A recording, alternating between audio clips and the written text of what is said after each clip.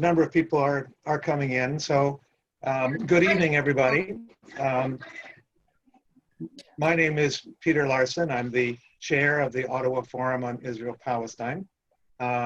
Welcome to this webinar we're doing tonight on Canada at the UN, trying to understand it better. I'm happy to have three expert guests, and Grafton Ross will be paying attention if you, as the people speak, if you have questions and answers, use the Q&A function at the bottom, and Grafton will be curating that and posing questions to the participants as we go forward. I'm going to share a screen here. Milud Shanufi at the Canadian Forces College in Toronto. This webinar tonight is brought to you by a small NGO called the Ottawa Forum on Israel-Palestine. It's a not-for-profit organization. Our website is there at the bottom, and www.ottawaforumip.org. This webinar tonight is one of a series of OFIP educational webinars that are aimed at helping human rights advocates in Canada to be better informed and educated. Our next one after tonight is in September. Michael Link, who is the UN Special Rapporteur on Human Rights in the Occupied Palestinian Territories, is going to talk about his work at the UN and the successes he thinks he's made and the challenges that face him. And then the following month, we're going to hear from Umar Al-Gubari and Rachel Beitari, and those two people live in Tel Aviv. He is Palestinian, she is Israeli Jewish, and they work in an organization called Zochot, which means remembrance, and they work actively to talk to Israelis, Jewish Israelis particularly, about the Nakba. Our agenda for tonight is that I'm going to spend this is your welcome. I'm going to do a quick review of the Zoom protocols. I will give a context and introduction. Then I will interview the three experts for a few minutes, ask them some specific questions. And after that, we'll throw it open to the floor for questions and answers, and that'll be moderated by Grafton Ross. There's about 40 people on the line tonight. Please use the Q&A function to send your comments or questions, or raise your hand if there is a problem. This event will be recorded. It will be sent automatically to all those who've registered for it, and will be posted eventually on the OFIP website. Just a tiny bit of background for this issue. Canada has been a member of the UN from the beginning. Today, the UN has 193 members. I think there's also a couple of semi-members or observer members. The UN Security Council is at the heart of the UN. It has 5 permanent members as a result of the Second World War: Russia, United States, China, France, and the UK, plus 10 non-permanent members who are elected for 2-year terms. And Canada's been elected 6 times since the 1945. The last time we were elected was for a 2-year term from 1999 to 2000, and that was under Prime Minister Jean Chrétien. Canada ran and lost in 2010 under Mr. Harper, and Trudeau famously announced that Canada would run into 2020 and said that Canada is back. However, our voting record at the UN General Assembly on Israel-Palestine continues to put us consistently with Israel and the USA against the wishes of the vast majority of members. Just to remind, most recently, our record in 2019 on Israel-Palestine, out of 13 resolutions, we voted 11 in favor of Israel and the USA, along with a tiny number of other countries. One time we voted in support of Palestinian self-determination, one of the 13 resolutions, and another resolution we abstained. There are, as you know, there was a recent vote on who was going to be elected to the Security Council. Canada in 2010 got 114 votes. This time we got 108 votes, so slightly down. We were not successful. And just by way of, we're running against Ireland and Norway, who got respectively 128 and 130 votes. Just for reference, India was elected, getting 183 votes out of the 193 possibilities. So in that case, they were not running against us, they were running in a different category. So the questions I'd like to have us discuss tonight are, why did we fail in our attempt to be elected to the UN Security Council? how important was our repeated pro-Israel voting at the UN Assembly in that defeat? Are we supportive, as equally supportive of Israel in other bodies where we participate? And if so, why are we supportive of Israel at the UN? Is it fear for Israel and for its existential threat? Is it fear of Israel, its ability to twist arms? Fear of the United States? Is it all due to domestic pressures? I'd like to address some of those questions. And finally, what would be the consequences for Canada if we took a more neutral or balanced or even pro-Palestinian position? To help us discuss that, we have three experts. Peggy Mason is the president of the Rideau Institute and a former Canadian ambassador for disarmament to the UN. Dr. Ferry de Kerkhove in the middle is a fellow at the Center for International Policy Studies at the University of Ottawa and a former Canadian ambassador to Egypt, amongst other countries, I believe. And Dr. Milud Shenouf teaches international relations at the Canadian Forces College in Toronto, where he chairs the Masters in Defense Studies program. You can remove them. Carry them out. Hang on. Has that done it? Okay, I did it myself. I didn't realize I could do it. Oh, I see. Okay. All right. So Peggy, I'm going to start off with you. Your first question at you. What do you think of our inability to get on the USC? Does it really mean that the world has rejected Canadian foreign policy? Or is it just a case of, as the Liberal government says, that we came late, we had a strong competitor, and really there's not much to see here? What do you think? Well, I mean, the very first thing I'd like to say is that it's most definitely not a rejection of Canadian foreign policy. I mean, we ran against two very like-minded countries with very similar agendas. But, you know, the basic, you know, bottom line is Norway and Ireland had a better record on that similar agenda, particularly in areas of past Canadian strength, overseas development assistance and participation in UN peacekeeping. And in addition to that, there was the elephant in the room. And that is the question that was identified by a majority of folks on the poll, the question of how independent Canada would be from the US in our voting in the UN Security Council. Now that's where I think, but others will go into it in more detail, our record of voting with the US and Israel against, again, on most UN resolutions in support of Palestinian rights, like voting against those.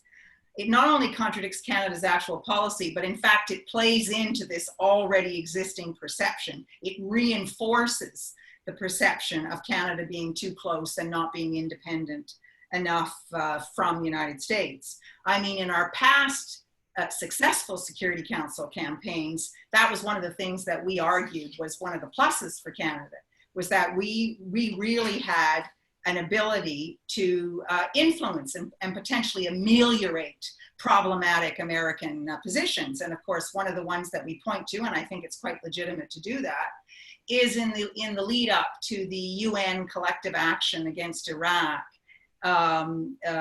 in 1990 for its invasion of, no, I've got the date wrong, for the invasion of Kuwait. The hardliners like John Bolton, yes, John Bolton was there then and we had to deal with him, was arguing there was no way that United States should seek a Security Council authorization for launching a military action against Iraq to get them out of Kuwait. I mean, Bolton made the argument very specifically. United States doesn't need international law. We don't need to act within international law. And it was actually very hard work by Canada that convinced, and they were afraid of the precedent too. Bolton said this will set a very bad precedent. But Canada, played a key role in convincing the US that they should act within international law and seek Security Council authorization, and they got it. So that used to be one of our selling points. But of course, when President Trump came into office in 2017, the Trudeau government's strategy to survive his presidency with Canada-US trade intact was to attempt as much as possible to avoid any public criticism or differentiation from the United States. But of course, when you're on the Security Council, you have to stand up and be counted when voting time rolls around. And of course, I think I speak for many that we hope that in the period 21, 22, Trump won't be there, but you know, no one knows that for sure. So, so I would say those were the three key factors. There's another one, but I'm going to leave it because I think I've used up my time. I'm going to leave it to the audience because I think it's an important point to get into, but I hope somebody does ask about why did we run against Ireland and Norway in the first place? Two of the most popular UN member states. They started their campaigns in 2005 and 2007 respectively, and they were friends and like-minded. So why did Canada do this? Okay, I'll stop there. Okay, Peggy, thank you. Milud, you weigh in there. What's your view on this? Bonsoir tout le monde. Thank you, Peter, for having me. Let me start with an anecdote. When I had to leave the country where I was born and raised 22 years ago, when I had to leave the country, it was a diplomat, a long-serving diplomat, who advised me to move to Canada. And as an academic, of course, and his rationale was that, okay, knowing me and knowing my values, Canada had something great to offer to me on top of the opportunities and so on and so forth. And as an academic specializing in international relations, I've never met a foreign diplomat, even from countries who had problems with Canada, who did not recognize that there is something great about how Canada runs its affairs domestically. So as a country, Canada is a respected country. So if it failed to be elected to the Security Council, it's certainly because of something related to its foreign policy. Okay, it does not mean that it is a global judgment on it, but it has to do something with it. Of course, it's very difficult to know what are the reasons why every country did not vote for Canada, or decided to just preferred Norway or Ireland, or voted for Norway or Ireland because they wanted to vote against Canada. It's very difficult to know. It's very difficult to know because it's secret. But we can have an informed guess based on a following question. If I were country X or Y, how do I see Canada? And on this, I would like to say two things. The first one is that Canadian foreign policy depends largely on the Prime Minister's preferences. And the current government is a minority government that can fall anytime. Okay, so the experience of the world with the former government, the conservative government, we cannot say that it was a positive one. So just thinking that we can have a new government in Ottawa run by someone who does not care about the UN would scare a lot of people from voting for Canada. And these are things that any diplomat posted to Ottawa knows. The second thing is that the way Canada thinks about itself, sees itself, depicts itself, presents itself to the world is not necessarily the way every foreign country will see, describe, or depict Canada. Again, any foreign diplomat posted to Ottawa knows that, for example, it is legitimate for Canada to base its foreign policy on its interests. They can also understand that Canada has to take into account its relations with the United States. They can also understand that being a trading economy, Canada is interested in free trade. Being also a middle power, Canada is interested in multilateralism. But what foreign countries cannot understand is that in the name of their interests or in the name of certain values, Canada can hurt other countries or can make other countries worry about Canada. And on this topic, very quickly, four issues. First one is climate change. Climate change is a matter of life or death for many countries. And not only poor countries like the Philippines, even advanced countries like Belgium and the Netherlands, it's a major issue for them, and it is a matter of life or death. Canada in the past played a major role and the leadership role in killing the Kyoto Protocol under Prime Minister Harper. And people do not forget these things, because what they base their vote on is not the quality of your campaign, but the accumulated experience they have with your country. Second issue is obviously Palestine, but I know that we will discuss this thoroughly later on, so I will not elaborate on it right now. Third is interference in domestic affairs on a double standard logic. You know, you cannot intervene in Libya, for example, on humanitarian grounds, create a very difficult situation for the country and for the region, and take no responsibility for these consequences, and not participate in mitigating these consequences, knowing that this war militarized the Arab Spring and turned it into a true nightmare. And in the same time, keep selling weapons to an oppressive regime like Saudi Arabia, which is waging a devastating war in Yemen. I'm not saying that every country will care about Canadian intervention in Libya or about human rights in Saudi Arabia. It's just the consistency that does not exist, and that is problematic, that makes people nervous. I can give many examples about this double standard, not only in the Middle East, but also in Latin America and elsewhere. And finally, you know that Canada has very bad relationships currently with two major powers, Russia and China. And these two major powers they have the means to influence other countries to prefer another country rather than Canada for the Security Council, because Russia and China does not want Canada to be anywhere near the Security Council in current time. Of course, not every country cares about every single issue I stated, but I think that every issue is important for a critical mass of countries, and that can explain part of the reasons why we got the result we got. Dr. Shanoufi, that was terrific. Thank you for a quick summary of some of the issues that other countries will be eyeing Canada and thinking about. Ferry de Kirchhoff, you've had a huge amount of experience, particularly in the Middle East and the Arab and Muslim world. Give us your perspective on this issue. Was this a big issue for them, for the Arab and Muslim countries?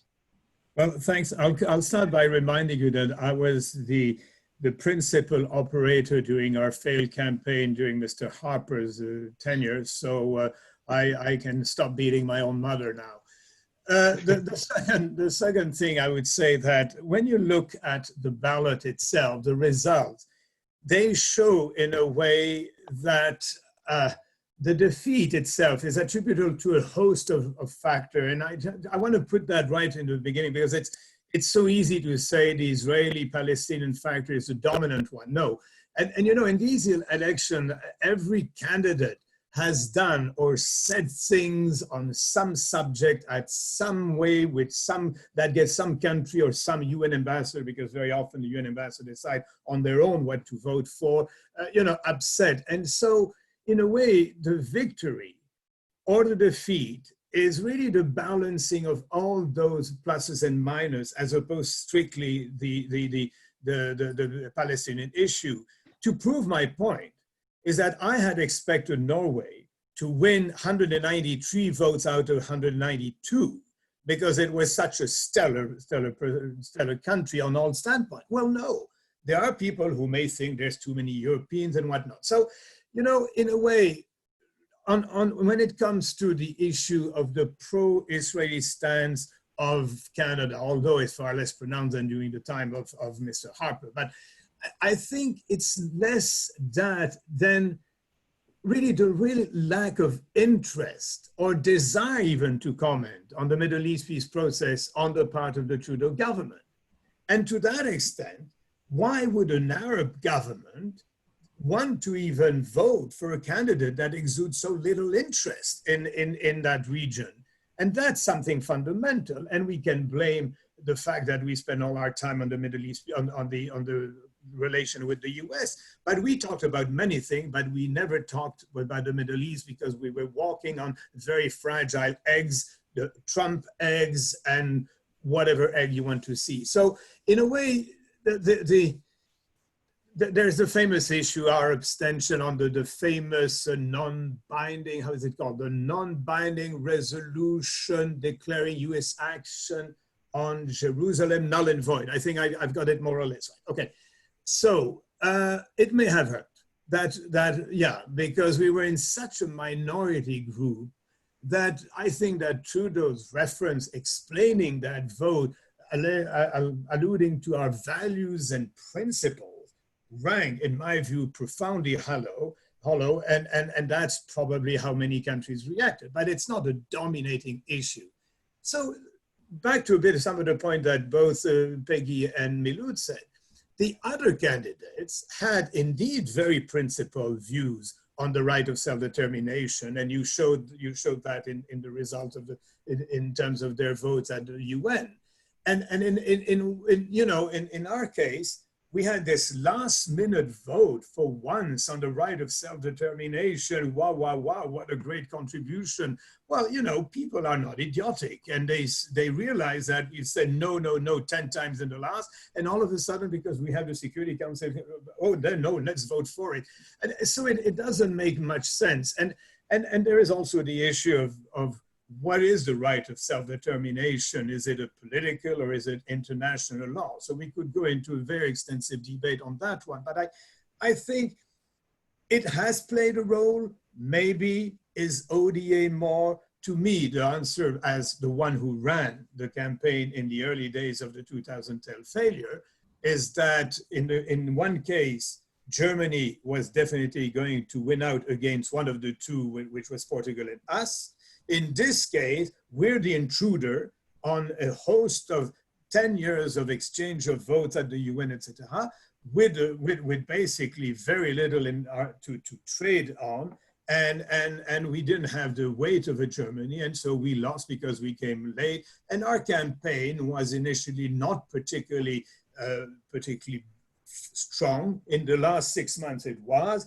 The PM intervened and played, but it was not a great campaign. And the point that was made earlier too is that we would be much better off competing against Switzerland and I don't know, what is it, Malta in 2028 than fighting against against Ireland, as my friend Jeremy Kinsman said. There's an Irish pub in every country in the world, and every city in the world can beat that. Thanks, Barry. Okay. No, the very interesting observations, and it does strike me that we could end up also have been a bit like the dog that caught the car, because had we been elected to the UN Security Council, there could be some very difficult resolutions in which we might be really on the hot seat. So, and I'm sure there's some people wiping their brow, saying that didn't happen. We'll get another run at it. Peggy, on a second order, leaving aside the UN the Security Council, we participate in a whole host of UN organizations in different ways. In your experience, is Canada's, first of all, are we generally positioning ourselves in a pro-Israel position on these other institutions? If so, how? What's your experience with that as someone who was at the UN in New York? Okay, well, the short answer to the question is yes. We are continuing the policy of supporting Israel and not Palestinian rights under international law in relation to other UN bodies. Of course, the UN General Assembly first, where the vast majority of resolutions are considered. We talked about that a bit, but I also want to mention the UN Human Rights Council and the International Criminal Court. I want to talk a little bit about the UN General Assembly voting, because that's the experience that I have, and I just want to point out that our UN votes on Israel-Palestine were not always so unbalanced.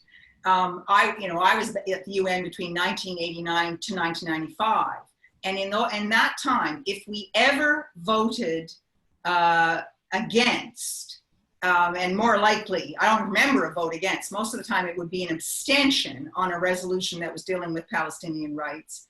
it was always done in what we called good company, which would be the Irish, the Norwegians, the Dutch. We were never isolated with the United States and Israel on those votes. And, you know, that is what is so dramatically different. There was a little starting to be a shift away from the really balanced policy under Prime Minister Martin, but as others have noted, the huge shift came with Harper, where all of a sudden the Harper government, we were voting no. We were voting no, and we were voting against our policy, our stated policy with Israel and the United States. And unfortunately, that was continued. That pattern of behavior was continued. I actually don't agree with Ferry de Care. Well, I guess our policy is better in terms of, say, if you're the ambassador in Egypt, you're not spending all your time. I mean, the current ambassador now is not spending all his time defending Israel, which is what I understand perhaps was your experience when you were there. But in terms of the UN, unfortunately, the policy is almost identical to the Harper government. And that's, you know, partly because once you've given into the squeaky wheel, it is very, very hard to go back and depend on the, you know, silent majority if you change the policy again. So UNGA, yes, more of the same. But I want to talk about two other very important areas. The UN Human Rights Council, where Canada plays this role of shielding Israel from criticism.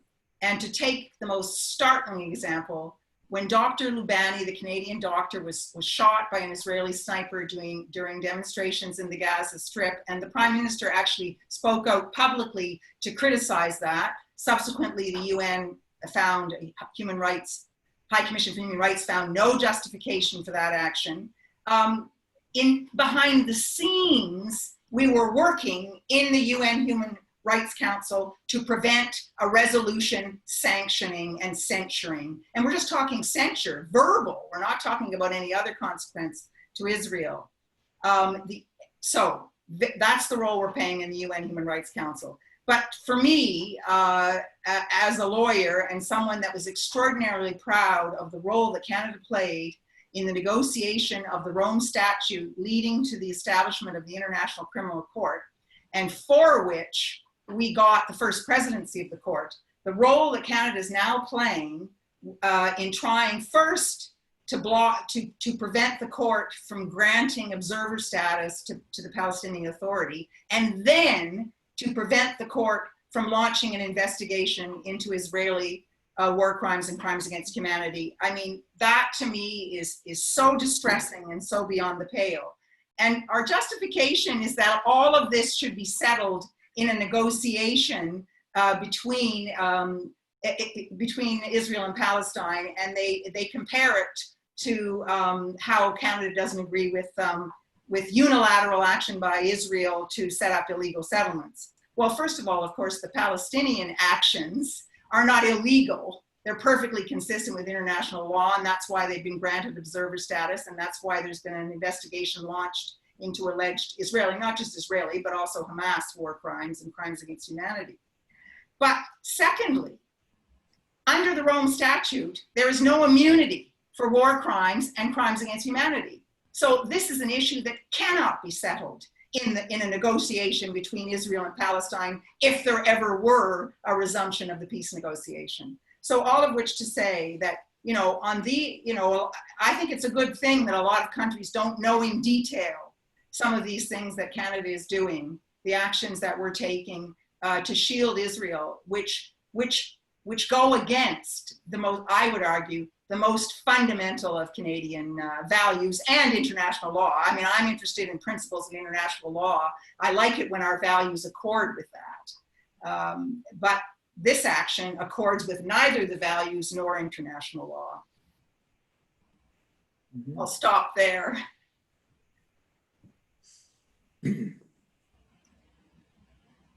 Peter, you've gone frozen again.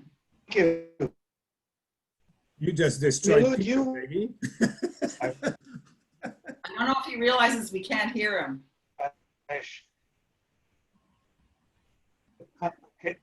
We can't hear you, Peter. So maybe. Can you hear me now? Okay, now we can. Okay, go ahead. No. Can you hear me now? No, we can't. So I think whoever has the next question should state their question and start answering. Okay, so I have a question, but Peter, my advice for you is maybe to turn off your camera. Maybe it's gonna help. I don't know. Okay. I'll turn off my camera. I can pitch the question to you, Miller. You'll set it? Yeah. Do you agree that despite our officially neutral policy, that Canada takes a very pro-Israel position at the UN? What do you think drives this? Is it domestic politics? Is it fear of Israel? Is it fear for Israel? Fear of the USA? What are Canada's strategic interests? Thank you. Actually, again, back to my point about consistency. Okay, officially, Canadian position on the Israeli-Palestinian conflict is a balanced one. If you go to the website of Department of Foreign Affairs in the past or Global Affairs today, it is based on this idea of a negotiated peace that guarantees Palestinian basic rights. So that's what Canada is selling to the world. Okay, but again, the world also knows what are the deeds, and the deeds are contradict the official policy. We've said enough, I think, about the voting in the UN. To Peggy's point, it's true that it has not been always this systematic vote to protect Israel or systematic vote against the Palestinians. It has not always been the case, but true enough, in the last 2 decades, things have changed significantly, especially since Harper. So what happened is that we moved from a country being balanced, even if everyone knew that Canada is a friend of Israel. It has always been, but still it has a balanced approach.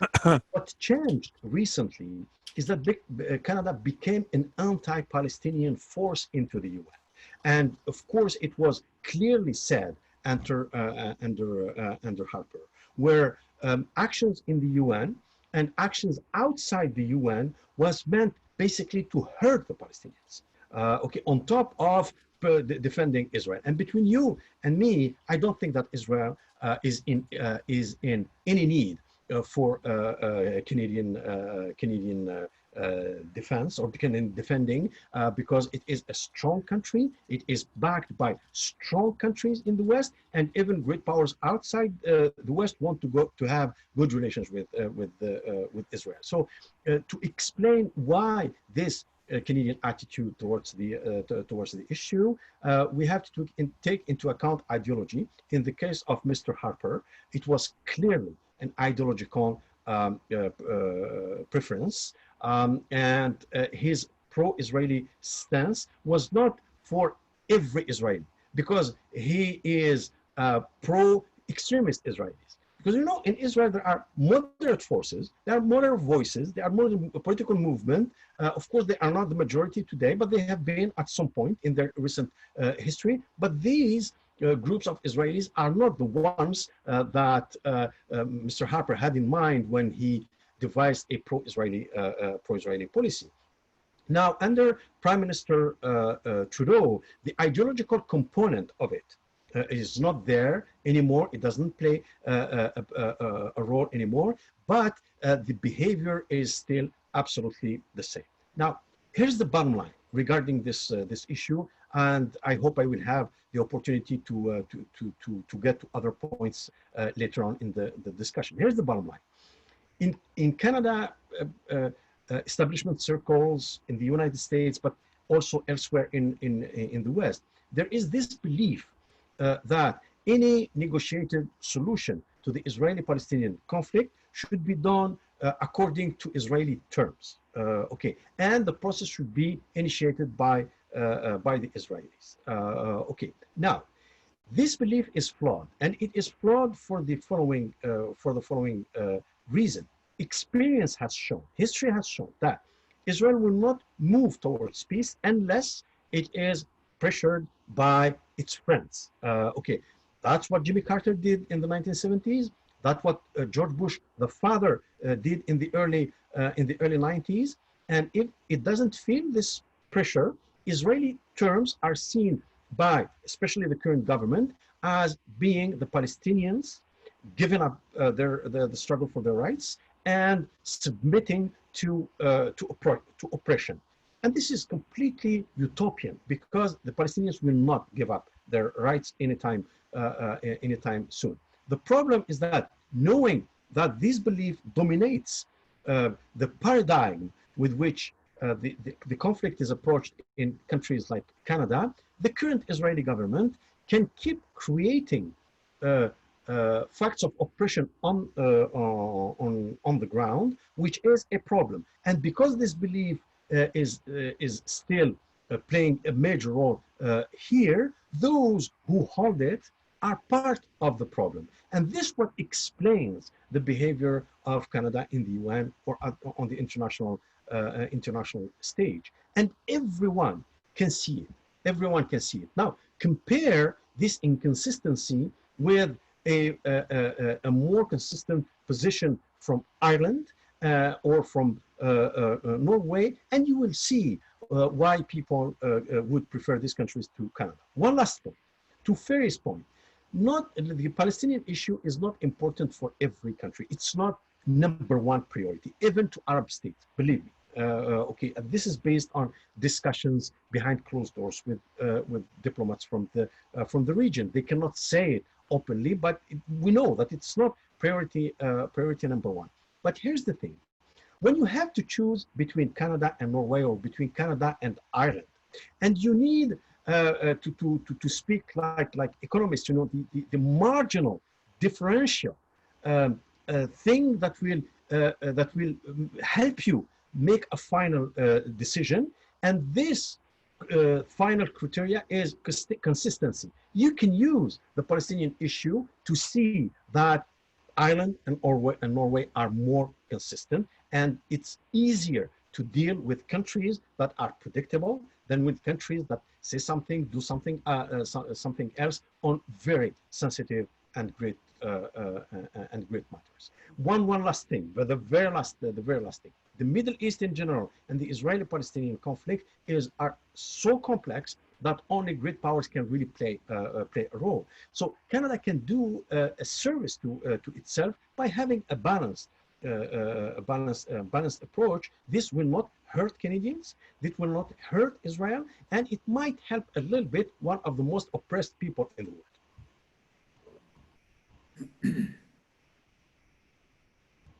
Thank you, Milud. Can you hear me now? Can anybody hear me? Yes, no? Can nod your heads if you can hear me. Yes. Okay, good, all right. So I see Ferry can really hear me, okay. Ferry, Milud was starting to come onto a little bit of the territory that I wanted to probe your knowledge and experience on. I kind of rest a country like Egypt, where you were ambassador. It has its relationship to the Israel-Palestine question is complicated. It's not, and I think a lot of Egyptians, their heart will be with Palestinians, but there's also real politics. What are the, when you look at the Arab world, and maybe a little bit more broadly, the Muslim world, what are the complex of contradictory pressures that are coming to play? Well, you know, the support for the Palestinian cause has been the mantra since the 1973 embargo that we recall that led to an increase in the price of oil, etc. So, but the Arab nation, and I'm sure that Milud will agree, the Arab nation's support for the cause expressed itself, other than 1973, mainly in words. And I'm joining both Peggy and Milud on that. And the support particularly vibrantly at the UN, but here I may be a bit nasty, where there was so little risk of negative repercussion. You know, the UN is still a place where the non-aligned movement exists, but the countries of the non-aligned movement are no longer aligned in any way or non-aligned in any way. And so to a certain extent, if you look at the Egyptian foreign policy, the Abu Ghaid, when he was foreign minister, dealt with all those stuff at the UN. And it was a kind of constant singing of the horror of what is going on in Palestine. But Soleimani, the advisor of Mubarak, he was dealing with Israel fact on basis, and even Mubarak himself was pretty comfortable with his buddy, the same way Sisi is with Israel. So I think in French, we call the word vocalise or singing exercise, and the major center for that is at the Arab League, which is mostly ineffectual as an organization. And I apologize to Abu Ghaid, who is now the head of it, but as an effective organization to move the pendulum and swing in the right direction, it has failed miserably. Now, today, it's a bit more complicated because we've had Trump that has reinforced in that region the perspective of Iran as the devil, having dismissed the JCPOA, the Joint Common Program of Action, that is the nuclear deal. And so this painting that has been put up by the Trump administration is readily accepted by the Arab country, and particularly, of course, Saudi Arabia, because it's vying for supremacy in the region, which is, of course, contested by Iran. So in a way, today, it is even more difficult for the Palestinians because the US has managed to ensure that its Arab partners would side with the US to oppose Iran, rather than oppose the US in fighting Israel. So you've got a totally debalancing. So now the Arabs have become hostile to the US policy and cuddle to Israel. So sorry for the Palestinian. So now it's even worse than just singing the rim. It is actually ignoring pretty much since 2014, the fate of the Palestinian. And now you'll have hue and crew and so on. But the result of all that is indeed a rapprochement between Israel and the Arabs. And so this being said, the sovereignty annexation announced by Netanyahu is a big hit. And to a certain extent, that could hurt the nascent honeymoon between the Arabs and Israeli. And I hope it does, because for Jordan, it is absolutely existential to the extent that we know perfectly. We've known from the very first part, 1947, 60% of the population in Jordan are Palestinian. And so in a way, any further settlement, any annexation, sovereignty, encroachment over the leftovers of, if you recall, the territory for the Palestinian Palestine, where under 17 or 18% of the Palestinian mandate territory, that could that could compromise, in fact, the peace treaty between Jordan and Israel.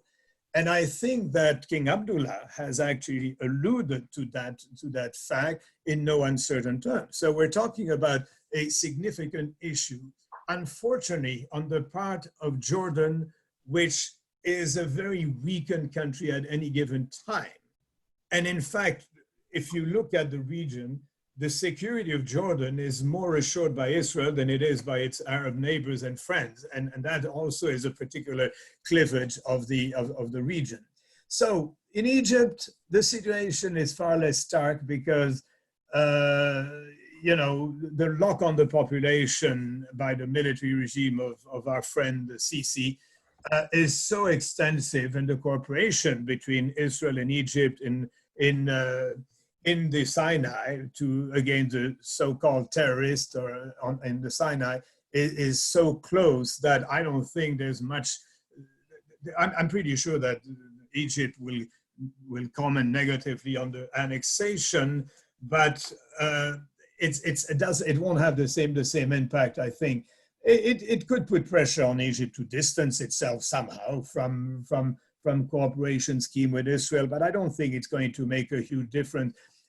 For instance, Egypt is so dependent now on the gas in the Mediterranean. It's cooperating with Israel. Could annexation bring closure to that kind of cooperation? You know what? The Sisi right now does not need any more complicated issue to be dealing with. He's got enough with Libya. He's got the Ethiopian dam. He's got a complex relationship with Saudi Arabia that Saudi Arabia finances, but at the same time, there's some issues. There's a concern about Syria that is very important, and Iraq. And on top of that, you've got the Egyptian relationship with Iran, and you even have the problem of Egypt being or not no longer part of the blockade of the of Qatar in company with Bahrain, the Emirates, and Saudi Arabia. So in a way, for Egypt, there's you know, I remember when there was the various things happening in Hamas when I was in 2008 to 2011 in Egypt. And I was always told that, you know, you have to understand the population is very upset about what goes on with Palestine. Well, you know, the regime has never suffered from that. It suffered far more with the relationship with the Muslim Brotherhood than with the relationship with Israel. So in a way, I don't think it, the Arab countries' support for the Palestinian cause, in fact, has turned against the Arabs because, in a way, Iran is expressing its condemnation of Israel, and in so doing is trying to show that it is the only one that still holds the fire against Israel, while the Arabs are not doing anything to really bring change. But I don't think that Iran gives a damn about the fate of put a shame on the Arabs and at the same time still look the holy of the holy. So there's not much hope. And to me, what is going on now in Israel is horrifying, in Palestine is horrifying, because there's no appetite to do anything to support it. And it's not just Canada. I agree with Peggy, and I agree with you, Peter, and with Milud. But there's, since 2014, the Palestinian issue has fallen off the radar screen, and any attempt to bring it up again, even, look at that, the annexation, oh yes, the European Union is very concerned. How does it express its concern? Is there going to be sanctions against Israel by the EU? No, there'll be some gentle talks, and Britain has managed to maybe delay the July and the beginning of the annexation. But the bottom line is that, unfortunately, nobody cares anymore in this day and age, and particularly with the Trump administration. But could a Biden administration change things?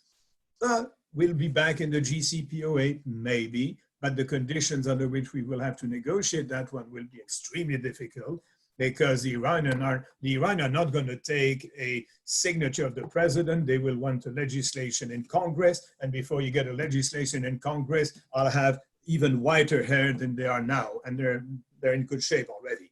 So I really think that whichever way you look at it, and that's why my conclusion is that, yes, the UN, because of its structure, because it's antique structures, because it's regional disposition, all that, is still a place where, and I agree in a way with Milud on that one, is still a place where the Palestinian issue is brought up. But it's like a balloon. And that's about it. Nothing will ever be done about it. And this is why I'm desperate. I'll just stop here.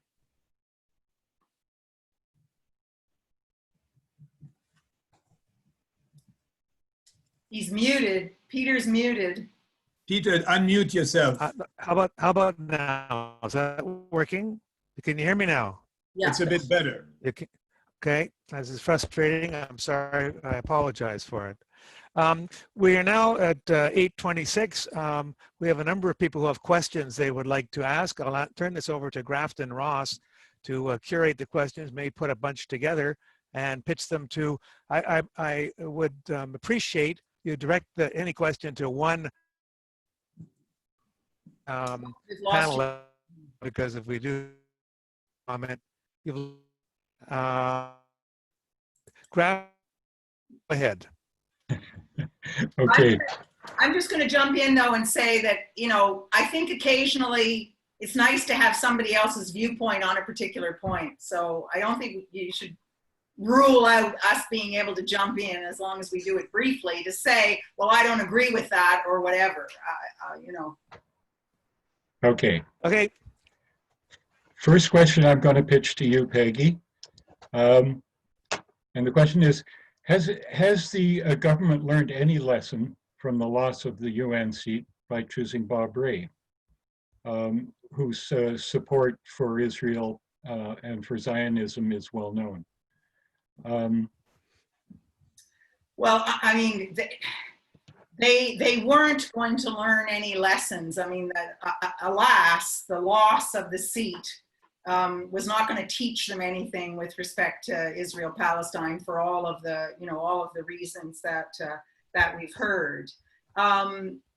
It's interesting. I don't know if I would say I'm not privy to anything behind the scene, but you know, I wouldn't say that you know, the appointment of Bob Rae should only be looked at in that light. I think he has a very good record, not least of which with respect to being the special envoy dealing with the Rohingya. And, you know, he's spoken out on important issues, immigration issues and other issues of international law. So, you know, I think he brings something to the table as the UN ambassador. So, you know, I'm not so sure we should just look at that through that narrow lens. And there's also been a lot of commentary about, snide commentary, I would say, about, oh, you know, another political appointee. But I would point out, and it, you know, this is an area, this is a tradition that goes back a long way. The balance is very, very important.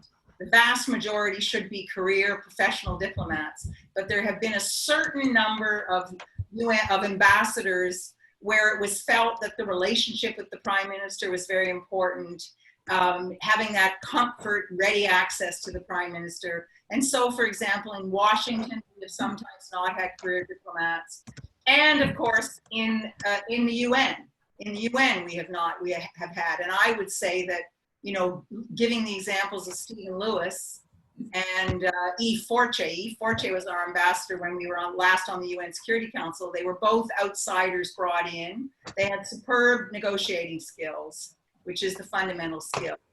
But they also had a really, really, really good team backing them up. And that gets back to my comment early on about why did Canada run against, you know, why did Canada make that rookie mistake of running against Ireland and Norway? And I'm afraid that relates to the loss of capacity at Global Affairs. I mean, the 10 years of depredations under the Harper government, no policy role, no hiring of professional foreign service, many senior diplomats retiring early, and that's left a very, very diminished capacity, and that really, really matters at the UN in particular. You know, half the building is composed of people who've never served abroad, and many, many of them, including senior management, are not professional diplomats. And so when you're presented with a new government, the new government comes to you and says, gee, we want to run immediately for the UN Security Council the first time we can. You know, if you're really good and really good at your job, then you're gonna breathe deeply and you're gonna tell the new government, here's why you shouldn't do this. And you put it in terms of this would be a rookie mistake. This is not something a seasoned UN player would do. And you know, I have no inside information. Maybe they made the argument and Trudeau just ignored it. But I find that hard to believe. So, you know, the big lesson for me is trying to convince the government that they have to have a dedicated plan to rebuild diplomatic capacity. It's more challenging every single day, more, and that's what's, you know, that's what's needed. Thank you. Anyone else want to weigh in on that? No. Okay. Well, If I may, I'd Yeah. love to say a few words on that one, because first of all, we've had also some outstanding diplomats at the UN, whether it's Paul Heinbecker or Bob Fowler, and they've also been there on the Security Council terms. We've had Bill Barton. We've had some very good guys. I think the problem when it comes to the diplomatic empowerment, and I agree entirely with Peggy otherwise, because right now, you actually have more political appointees than ever before at missions where you would wonder why not, you know, and even in Geneva the same thing, and the answer we get from the insiders is that, oh well, you have to understand that the prime minister wants to be able to call at 2 o'clock in the morning and wants to know the person intimately. Listen, I've been ambassador 3 times, and you can call me at 3 o'clock in the morning. That's part of the job, and you're delighted. If the prime minister wakes you up at 3 o'clock in the morning, you feel more important than ever in your life. So it's so silly, the argument, but we live in that. And on top of that, the evanescence of the department also comes because, and here I know I'm going to hurt some feelings, also the bringing together, which I don't disagree with, but the way it was done, bringing the whole CEDA into department has transformed the department into program delivery as opposed to thinkers. And some of the magnificent thinkers that are in the department are numbed by a lack of empowerment. And even, you know, I would say that today, the PMO is even more centralizing than the time of Harper, which is certainly saying something. But anyway, I'll limit myself to that at this stage. Okay. I guess I'm not going to give you any rest because the next question is for you. Are there any positives for Canada? Jack asked this question. Are there any positives for Canada? Are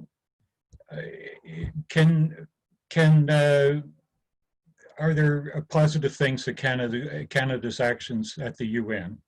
I think Peggy mentioned earlier that we traded on our ability to influence the United States and on our sort of convener status, but that doesn't seem to work anymore. But what are the positives for Canada this time? Is that to me or to Peggy? Or to That's to you. That's to you, Ferry. Okay. The problem with our tenure so far within the UN is that we launch ourselves into this beautiful desire to become member of the Security Council. And we've done very little other than some points which certainly didn't carry the day in getting us elected. For instance, the Prime Minister co-chairing the COVID-19 financing recently was a very good event, but it didn't seem to have a major impact. Look at, for instance, on Venezuela. There we did some, you know, and it didn't have much impact on the ground, and even the US can't seem to be changing the impact on the ground. But it was something that was a bit of a Canadian way of doing. Feminist foreign policy, the meeting of foreign ministers, all of that are la belle image. And I'm not saying that la belle image is not important, but on the other hand, you've got 21 months of indecision before sending 200 troops and 8 helicopters to Mali, and not even extending by a few months in order to allow the Romanians, who are probably far less prepared than we are, to come into the fray. So the positives that we're alluding to are not the kind of positive that we used to do. We didn't have any initiative, even without being in the Security Council. We were chairing the Committee 34 on UN peacekeeping. All these things are no longer there. And in terms of peacekeeper, mind you, when it comes to peacekeeper, it applies to all developed countries, so-called developed countries, because in terms of numbers, it's much lower than in the past. But we don't have more than half a school bus to put on the ground. So the positives, they don't come out. And yet, when I looked at what Mr. Blanchard was doing through the campaign, I think they did a stellar work in New York. I think their program, their pamphlet, their meetings, all that was good. But again, late in coming, and look at that. On the first ballot, we even got less than when Mr. Harper was in power. I've got to jump in very, very quickly on 2 points. First of all, on the UN peacekeeping, it's not true that all of the Western countries disengaged. Most spectacularly not true in relation to Ireland and Norway, who stayed in throughout. Right now, Ireland, with a population of 5 million, has 450 military peacekeepers. We have 24 military peacekeepers. The other one, you know, I'll just put the marker down. I absolutely disagree that what we did with respect to Venezuela was the Canadian way. I would say quite the opposite. And in the end, because of the failure, it was supposed to turn into a military intervention, didn't work. Then we had to throw our lot in with the European Contact Group, which was where Norway and Ireland were from the beginning, emphasizing that it had to be a negotiated solution. It had to be the international community facilitating the Venezuelan people to find the solution. And that's not where Canada was at the beginning at all, with respect to the group. Okay, thank you. Milud, why is it so important for Canada to have a Security Council membership? If Canada gets a seat in the next round, then what? What changes? What does Canada bring to the table? Okay, so thank you for the question, and it's a very legitimate question because as a non-permanent member of the Security Council, you don't matter as much as the permanent Security Council members who can use the veto. But the way I see it, of course, there is visibility. You got a lot of visibility, and second, you have access.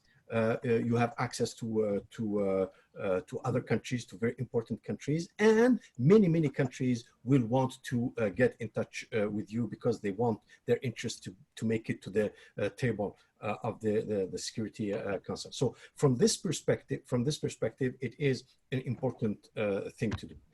Now, remember, when the last time we were a member of the Security Council, Canada played a role. It did not succeed in putting an end to the invasion of Iraq, but it played a major role in making sure that this invasion, if it has to be to happen, it has to be legal and authorized by the Security Council. So I think that at the time there was some diplomatic capital that was built thanks to this action, not in every capital, obviously, but you can see that something that was not expected at all made it possible for Canada to play a major role at the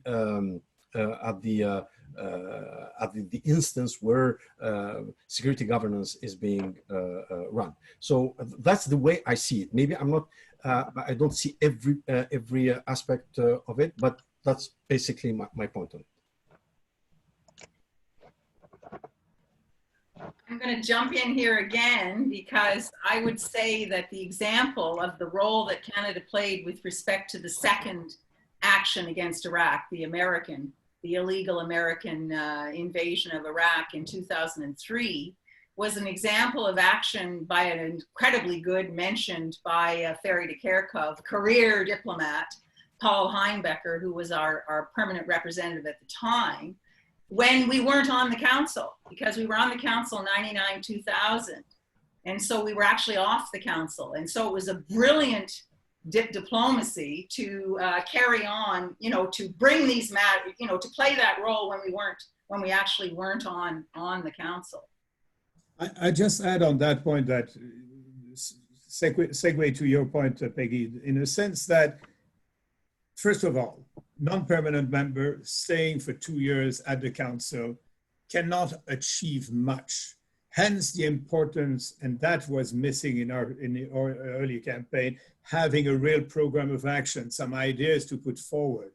And the second thing is that when you're there, when there's some good initiative, of course you can go forward. For instance, if you had the mine action plan, all these factors that we brought when we had a foreign policy, they were also translated at the UN, whether, as you said, Peggy, either as a member of the Security Council we're there, or as an active, committed country with ideas. And the dearth of ideas today is amazing considering what we have achieved in the past. But the past is the past. We live in an entirely different world where the Security Council vetoes, well, the Russian and there's a constant veto. So there's so many things on which we cannot do anything. R2P is now a lost cause because of the way it was applied, implemented, and now there's not a single operation that will ever be accepted unless when it happens in Mali, because that is something that the Russian and the Chinese have their own personal reason not to veto. But in critical areas like in the Middle East and elsewhere, or even in Venezuela, to come back to the point of Peggy, I think there's very little hope of change. And that brings a question to what Milud was saying.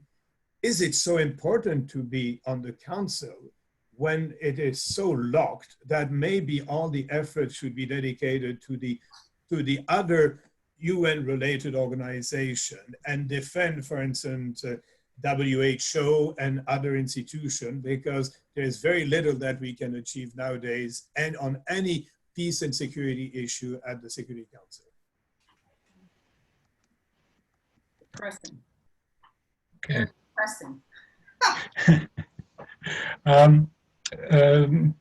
I have a bit of a follow-up to that. No, I don't know.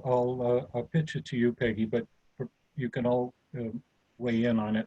I think you mentioned that you know, part of the factor in terms of Israel is, or in terms of our relations with the U.S. is a fear of criticizing.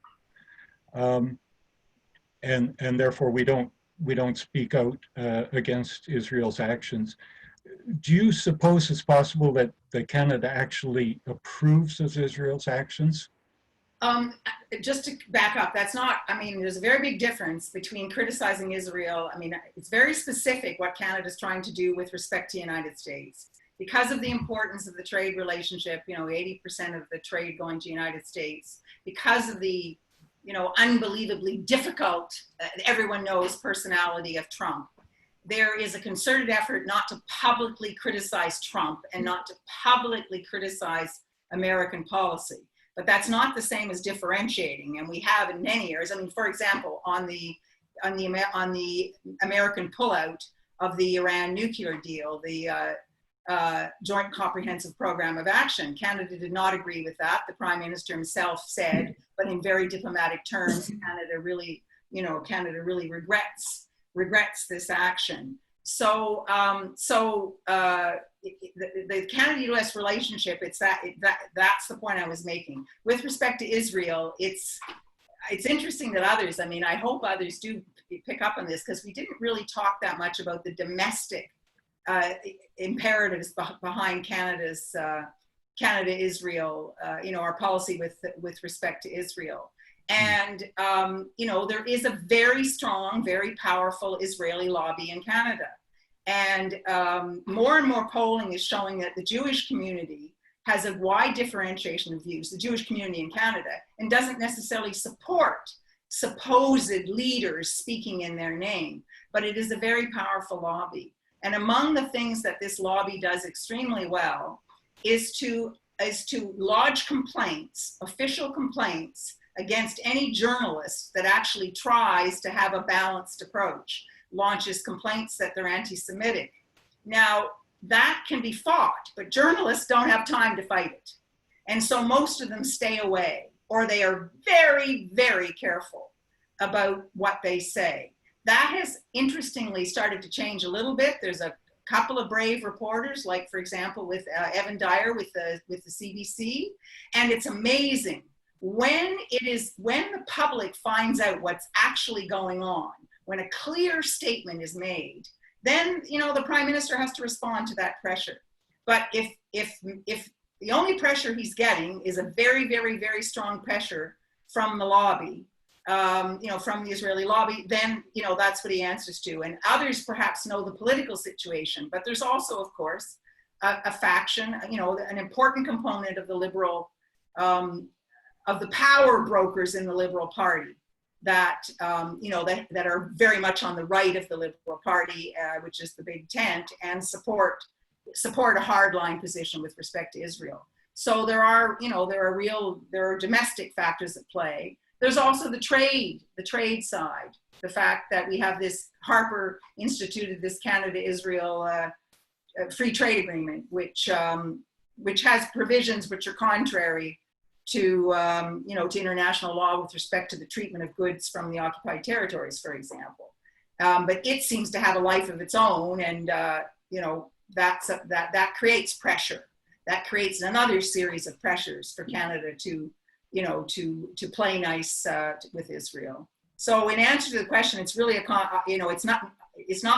I would say our policy with respect to Israel is not mainly driven at all by the Canada-US relationship. It's driven by domestic Canadian considerations above all.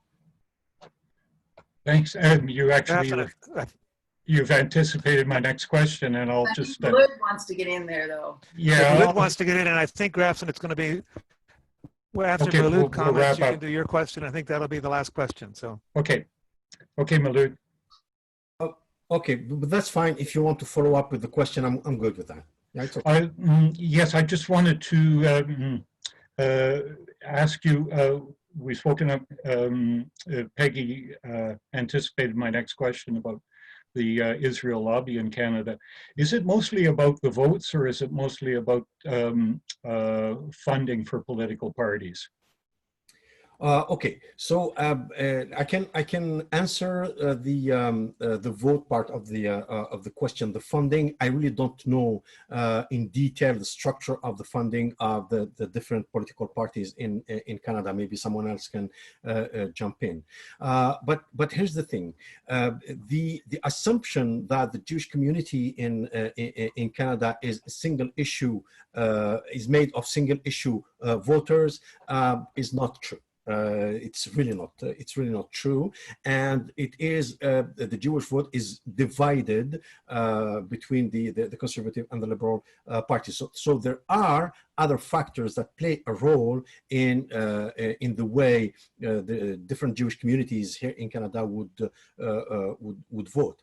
This means that if the pro-Israel lobby in Canada is so powerful, it means that it is not only made by individuals or forces coming out of the Jewish communities only. In Canada, as in the United States and elsewhere in the West, you have very powerful people who do not belong to the Jewish faith, and who are even more hardliner Zionists than the hardliner Zionists in Israel. And these are the people who push for a, with of course their counterpart in Jewish community, towards supporting the most extremist governments in Canada. But you will find in Canada, as much as you will find in Israel, people who are opposed to this policy, while being attached to Israel, while being pro-Israel. Okay, and for the Israeli, obviously, because they're defending their countries, but they don't necessarily, they will not necessarily agree with the zeal of someone like Stephen Harper in his anti-Palestinian stance, because even among the Jewish communities, there are people who do understand how much the Palestinians are oppressed by Israel, and how much the tendency of the current Israeli government is going to oppress them even more. So it's not only about the vote, even if showing that you care about Israel will gain you some votes among the Jewish communities. But I insist on the fact that unfortunately, the supporters of the harshest Israeli policies towards the Palestinians is more ideological than related to religion. So for me, you can be an extremist Zionist without being without belonging to the Jewish faith. So. Can I quick point on that? Sure. I find it fascinating, in fact, and I don't disagree at all with Milud, is that we seem, as Canada, to be, even though a government so-called of the left, like the Liberals, seem to be both for Israel and for Ukraine, to be siding with the more rightist element, the most extremist element in the various countries, which I find very intriguing. Is there something wrong with that picture? Because we seem to be supporting some of the most rabid Ukrainian who are not necessarily keen on negotiating really an outcome. And we seem to be supporting on the Israeli side those who seem to be closer to the president, the prime minister of Israel. But it has, if I can jump in again, I mean, these are, some analysts have described this as the traps that were set by Harper. Because once you give an extremist element of your own population what they want, then they will scream incredibly loud if you take it away. Whereas others, if you polled them, wouldn't agree with that, but they're not going to stand up and jump up and down. And that's what's happening with Ukraine.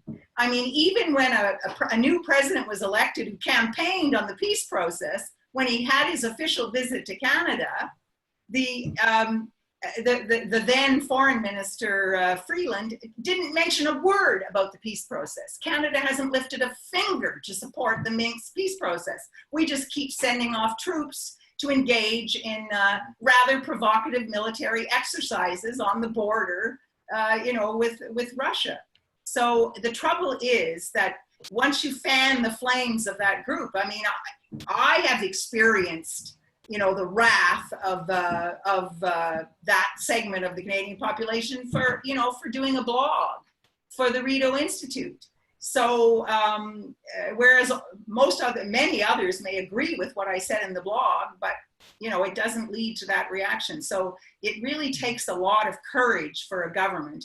And frankly, it takes a full-time foreign minister, because that was the problem with Freeland. Not only her position with respect to Ukraine and with respect to Russia, but the fact that she was really the Canada-US trade minister.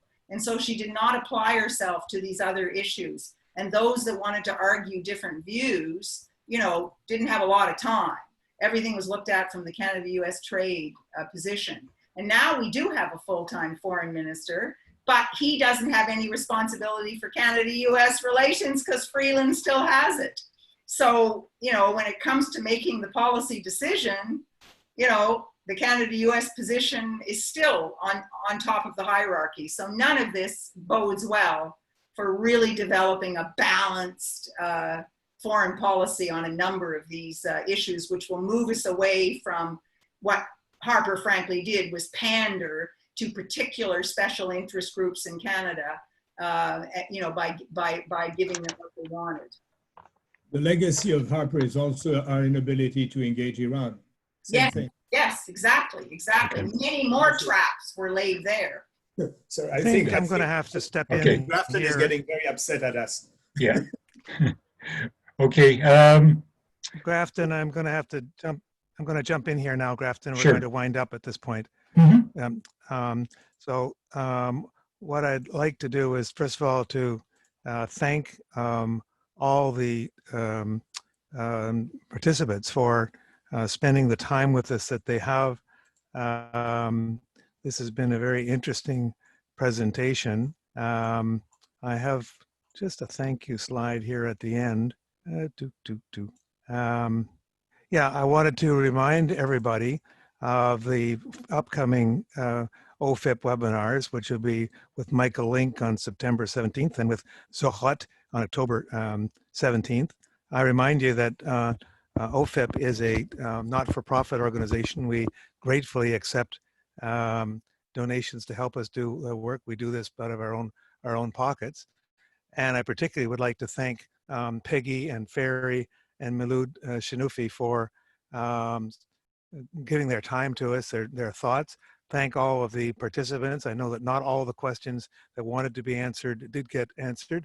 We said it would be over by 9 o'clock and we're on time. So thank you very much to Grafton as well for curating the questions. I will be sharing with you the video of this event, and it'll be eventually posted on the OFIP website.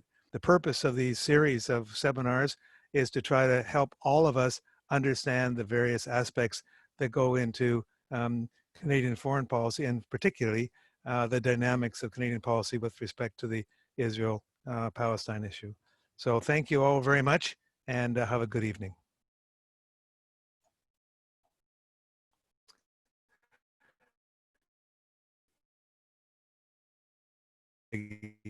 Thank you very much.